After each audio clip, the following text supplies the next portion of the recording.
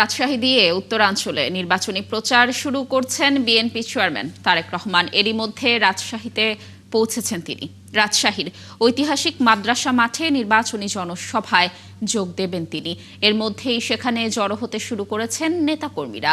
বিভিন্ন ওয়ার্ড ও থানা থেকে নেতাকর্মীরা মিছিল নিয়ে সমাবেশে যোগ দিতে আসছেন।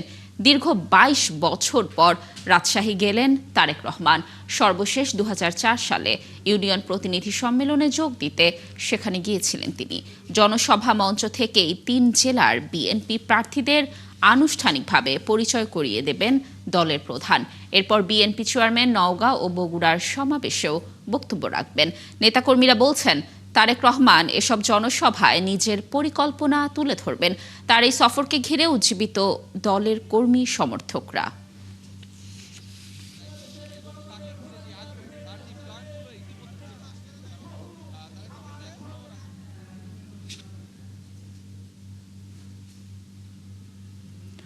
দর্শক, যেমনটি বলছিলাম যে উত্তরের তিন জেলা রাজশাহী, নওগাঁ ও বগুড়ায় বিএনপি চেয়ারম্যান তারেক রহমান নির্বাচনী গণসংযোগ করবেন।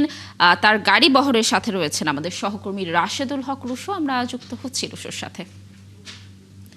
রুশো, আপনি তো তারেক রহমানের গাড়ি বহরের সাথে রয়েছেন। জনসভাস্থলে পৌঁছাতে আর কতক্ষণ সময় লাগতে পারে এবং তাকে স্বাগত জানাতে আসলে বিমানবন্দরে কারা কারা ছিল এবং দলের নেতাকর্মীদের উচ্ছ্বাস কেমন দেখছেন, জানাবেন বিস্তারিত।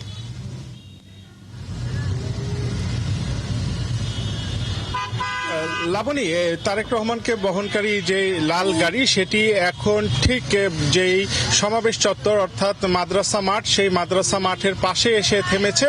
এর পাশেই কিন্তু মাদ্রাসা মাঠটি পার হলেই হযরত শামুদ্দিন রহমতুল্লাহ আলাইহির যে মাজার শরীফ, সেই মাজার শরীফে তারেক রহমানের যাবার কথা রয়েছে এবং সেখানে মাজার জিয়ারতের পরেই কিন্তু তিনি সমাবেশ স্থলে এসে যোগ দিবেন।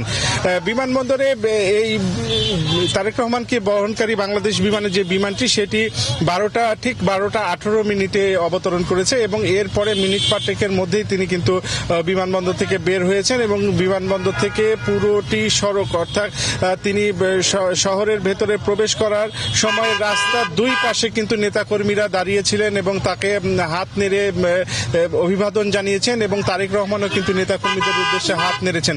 কিছুক্ষণ আগেই এই গাড়িটি রাজশাহীর লক্ষ্মীপুর হয়ে সার্কিট হাউসের সামনে দিয়ে কিন্তু এই যে মাদ্রাসা যে মাঠ যেখানে সমাবেশ, সেই সমাবেশ স্থলে পৌঁছেছে। তবে এখন থেকে তারেক রহমান সমাবেশ স্থলে তিনি এখন যাবেন না, তিনি এখন যাবেন হযরত শামুদ্দিন রহমতুল্লাহ আলাইহির মাজারে। মাজার জিয়ারত শেষ করে কিন্তু সমাবেশ স্থলে তিনি ঢুকবেন।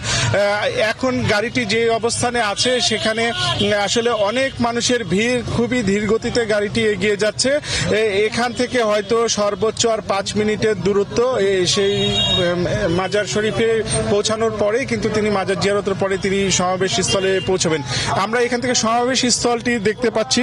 সমাবেশ স্থল এখন পর্যন্ত দেখছি আমরা কানায় কানায় পূর্ণ হয়ে গেছে। ইতিমধ্যেই দলের শীর্ষ নেতাকে এক নজর দেখার জন্য, তার বক্তব্য শোনার জন্য রীতিমতো উদ্গ্রীব হয়ে আছেন বিএনপি নেতাকর্মীরা। এবং আপনি জানেন যে 3 জেলা থেকে কিন্তু এখানে বিএনপি নেতাকর্মীরা এসেছেন। 3 জেলার যে 13টি সংসদীয় আসন, এই 13টি সংসদীয় আসনের মোট 13 জন প্রার্থীকে তিনি আজকে পরিচয় করিয়ে দিবেন, তাদের হাতে ধানের শীষ প্রতীক তিনি তুলে দিবেন।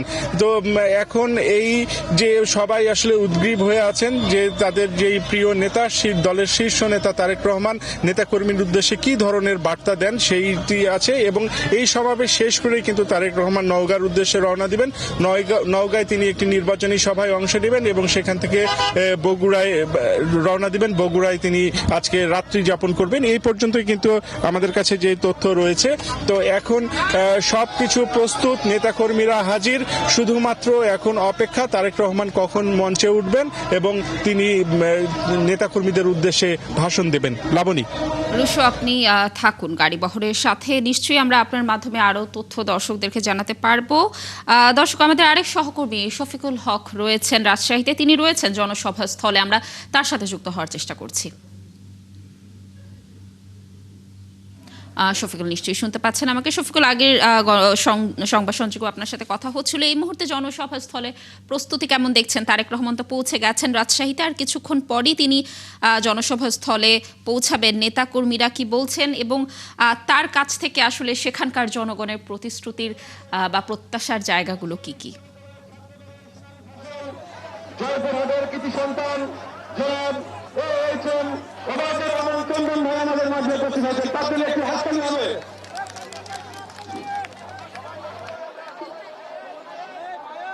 এখন আমাদের মাঝে উপস্থিত হয়েছেন রাজশাহী জেলা ছাত্রদলের সাবেক সভাপতি, রাজশাহী জেলা বিএনপি নেতা জনাব রাম এবং রবীন্দ্র আমাদের মাঝে উপস্থিত হয়েছেন জেলা শ্রমিক দলের সভাপতি সাবেক ছাত্র নেতা রতনুজ্জামান আলম। বক্তব্য রাখছেন রফিকুল ইসলাম রবি, সদস্য সচিব, রাজশাহী মহানগর যুবদল। যেমনটি যে তারেক রহমানকে বহনকারী যে লাল বাসটি রয়েছে এবং একটি গাড়ি বহর দেখতে পাচ্ছি আমরা জনসভা স্থলের দিকে যাচ্ছে, এবং আমরা দেখতে পাচ্ছি নেতাকর্মীদের উচ্ছ্বাস এবং সেই সাথে রাজশাহীর যারা রয়েছেন রাস্তার দুধারে আসলে তারা দাঁড়িয়ে আছেন তারেক রহমানকে স্বাগত জানানোর জন্য। এবং আমরা জানি যে 22 বছর পর তারেক রহমান আজ রাজশাহীতে গিয়েছেন নির্বাচনী প্রচারণার জন্য। আমরা আপনাদেরকে দেখানোর চেষ্টা করছি সেখানকার সর্বশেষ পরিস্থিতি, এবং আজ তিনি সেখানে নির্বাচনী সমাবেশে কথা বলবেন, তার প্রতিশ্রুতি জানাবেন সেখানকার জনগণদের। এবং সর্বশেষ 2004 সালে তারেক রহমান গিয়েছিলেন ইউনিয়ন প্রতিনিধি সম্মেলনে যোগ দিতে। এছাড়াও বিএনপি চেয়ারম্যান নওগাঁ এবং বগুড়ার সমাবেশে যুক্ত হবেন রাজশাহীর সমাবেশের পর। এবং তারেক রহমান কিন্তু আজকের জনসভায় তার নির্বাচনী যে পরিকল্পনাগুলো রয়েছে সেগুলো তুলে ধরবেন।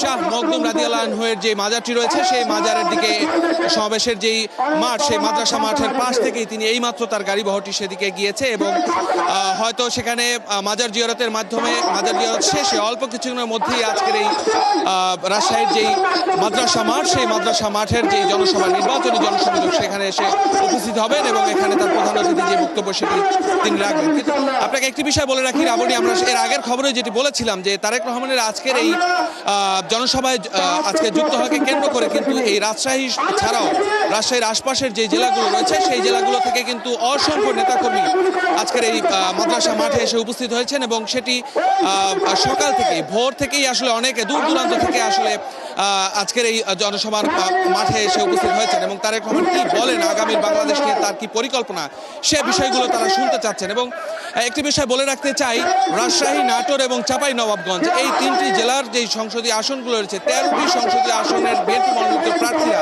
আজকের এই জনসভা মঞ্চে রয়েছেন, এবং তারেক রহমান তাদেরকে আজকের এই জনসভা মঞ্চ থেকে তাদের হাতে ধানের শীষ প্রতীক তুলে দেবেন, এবং ধানের শীষে তাদের এই উপস্থিত যে আগত সাধারণ মানুষ সহ যে কেন্দ্রীয় স্থানীয় যে নেতৃবৃন্দ রয়েছে তাদের কাছে তিনি ভোট প্রত্যাশা করবেন, এমনটি আশা করা যাচ্ছে। হয়তো অল্প কিছুদিনের মধ্যে আয়োজকরা এখানে বারবারই বলছিলেন, আমরা একটু আগেই দেখলাম যে এই সমাবেশের ঠিক পাশেই শাহ মখদুম রাদিয়াল্লাহু আনহুর যে মাজারটি রয়েছে সেখানে তিনি গিয়েছেন, এবং সেখানে মাজার জিয়ারত শেষে কেন্দ্রীয় নেতৃবৃন্দ সহকারে এই আজকের এই আপনি থাকুন সেখানে, তথ্য সংগ্রহ করুন। নিশ্চয়ই যখন তারেক রহমান পৌঁছাবেন এবং বক্তব্য রাখবেন জনসমাবেশে, তখন আমরা আরও তথ্য আপনার মাধ্যমে দর্শকদেরকে জানানোর চেষ্টা করব। দর্শক যুক্ত ছিলেন আমাদের সহকর্মী শফিকুল হক।